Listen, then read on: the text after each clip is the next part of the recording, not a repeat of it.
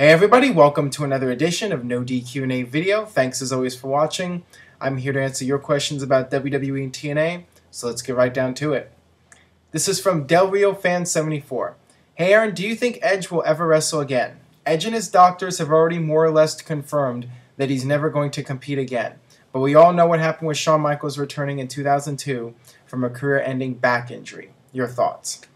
I think it's highly unlikely that we'll ever see Edge wrestle again. You have to look at it this way.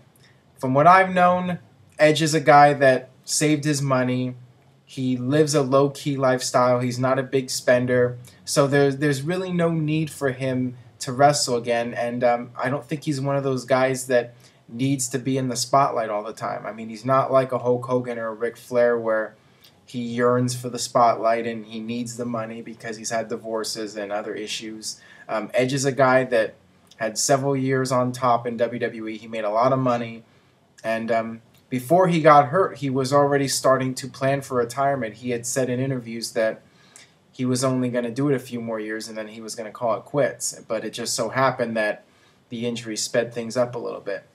Now, of course, Edge could always come back and have one more match, but with all due respect to Edge, he's not the caliber of superstar like somebody such as Steve Austin, where if he comes back and has one more match, I mean, the hardcore fans are going to be into it, but it's not really going to draw beyond that. Steve Austin could come back and have a match with CM Punk or John Cena, and it would draw in people that stopped watching wrestling, and it would draw in people that aren't necessarily wrestling fans. I don't think Edge would be able to make that kind of impact. So there's really no purpose in him returning. He did all there was to do, and let him go off into the sunset. He retired as World Heavyweight Champion, so what better way to go out? Hey Aaron, big fan from the UK. What did you think of Big Show's performance during the debate? Well, I have to say it was a lot better than the actual debates, but we won't get into that. I think Big Show pretty much summed it all up in the beginning. He said that he was going to go to Hell in the Cell and knock out Sheamus and win the title, and he said the whole idea of a debate was stupid. And then we went on to have a 15-20 minute debate that dragged on forever. And this is one of the perfect examples of 3 hours not working. When you have to do segments like this to fill up time, it just doesn't work. And the crowd was not into this segment, and viewers weren't into the segment. It bombed. I mean, Sheamus's comedy fell flat, and it just went on and on and on. They kept repeating themselves, kind of like the real debates.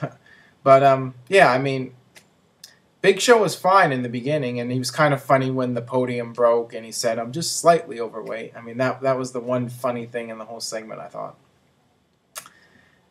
Hi, this is UG Theme or Them C from YouTube. Recently on Raw, Ryback looked like he couldn't put Lord Tensai in his finisher.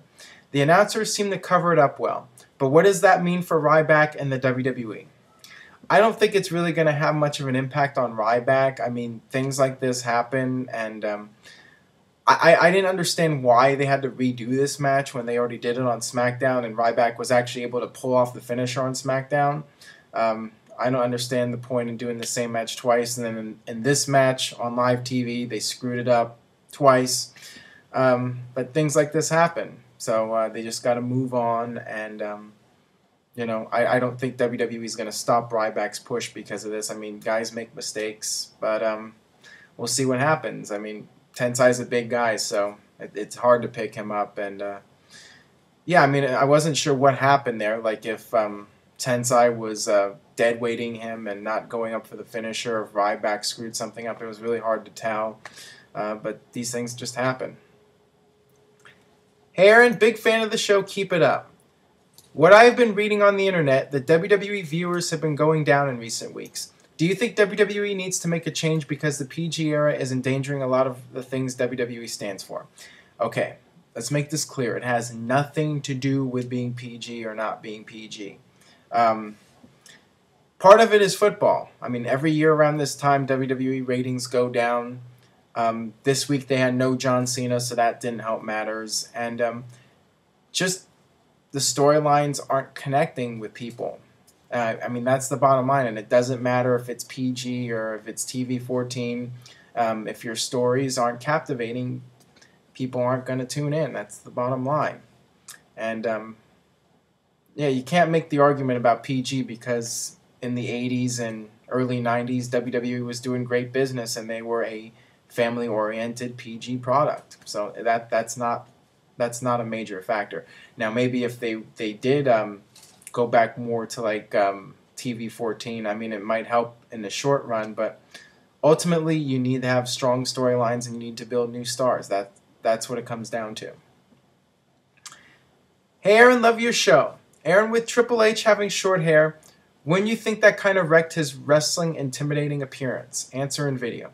Well, yeah, that's the whole point, to make you think that Triple H is really retired and Brock Lesnar finished him once and for all. That's what Triple H and WWE want you to think. Now, the big rumor going around is that Triple H will be back for WrestleMania and it'll be Lesnar versus Triple H in a rematch and Triple H will get his win back. I personally will not do that match, but that's what looks to be happening, and I do think we'll see Triple H back sooner than later, at least for one more big match, maybe another big match here and there. But I mean, Triple H is starting to. It is symbolic because Triple H really is starting to focus more on the business aspect of WWE and less on wrestling. So that's a reason to have the short hair. But it is also part storyline to build to him eventually returning. Do you think that if the Dudley Boys had stayed around in WWE that it would have had any effect on WWE's ECW product? Would they possibly have revived the ECW tag team titles? It's possible the ECW product would have been a little more intriguing, but at the end of the day, WWE was only going to go so far with the ECW product. It was a watered-down version of ECW. It was essentially just the third WWE brand. So I don't think it would have gone all that far, and I don't know what would have happened with Dudley Boys. I mean, maybe they would have made a bigger deal out of ECW, but there's really no way to know. I mean, the fact that they were released shows me that, you know, WWE was only going to have so many guys involved in ECW, and it just wasn't meant to be. What are your thoughts on a Ryback heel turn and aligning himself with CM Punk and Paul Heyman? He would have a mouthpiece in Heyman and act as muscle for the WWE champion. Maybe even forming an Evolution-type stable by adding the U.S. champion Antonio Cesaro. I suppose it's a possibility, but Ryback has got a lot of momentum right now as a babyface, so I don't know if that's the best idea to turn him heel right now. But it is something you could do in a way to protect him and kind of do a swerve with people. I mean, everyone's expecting Ryback and CM Punk, so a heel turn by Ryback would be something surprising, and it would be a way to keep pushing him. And I mean, if you do Ryback versus CM Punk, is CM Punk really going to lose to Ryback? If you turn Ryback heel, you can keep his streak going for a while and put him in there with some of the baby faces and keep him apart from CM Punk for the time being. So we'll see. I mean, it is a possibility. Hey, Aaron, love the show. I have 2 questions. First question, what do you think happened to Crime Time? I felt they were the hottest new tag team out a black version of the Rock and Roll Express and had a good shot of leading the tag team division. Crime Time had a lot of momentum at first, but then they got released in summer of 2007. I guess there was some sort of backstage altercation between them and Lance Cade and Trevor Murdoch. And that led to them being released, and WWE eventually brought them back. But by the time they brought them back, they lost a lot of that momentum. And the thing about Crime Time is they were a team that they were an edgy team. So when they came back, WWE was starting to move in the PG direction, and it didn't really go well with their characters. So I think that was part of the reason for their downfall. I think maybe if they had come into WWE a few years sooner, they would have had a longer run. But yeah, I mean, that's just the way things go. Hey Aaron, do you think that TNA will add Bully Ray to the world title match at Bound for Glory since the build-up to Austin Aries versus Jeff Hardy has been weak? I don't think so. The purpose of putting Jeff Hardy in the main event at Bound for Glory is because of Jeff Hardy's star power, and he is legitimately the biggest star that TNA has. So if they were going to put Bully Ray into the match, they would have done Austin Aries versus Bully Ray in a singles match in the first place. I don't even know what Bully Ray is going to be doing at Bound for Glory. Maybe be part of the Aces and Eights storyline, but I don't see them adding him to the match. I think they're going to stick with Austin Aries versus Jeff Hardy, and I think if you add a third person, that'll really take away from the match. I think that Austin Aries versus Jeff Hardy as a singles match will be really good, and I think they should just stick with that. Alright, that'll do it for this edition of No DQ&A video. Make sure you subscribe, youtube.com/NoDQCAW. Tell a friend about No DQ&A video on Facebook or Twitter, and I'll see you next time for more No DQ&A video.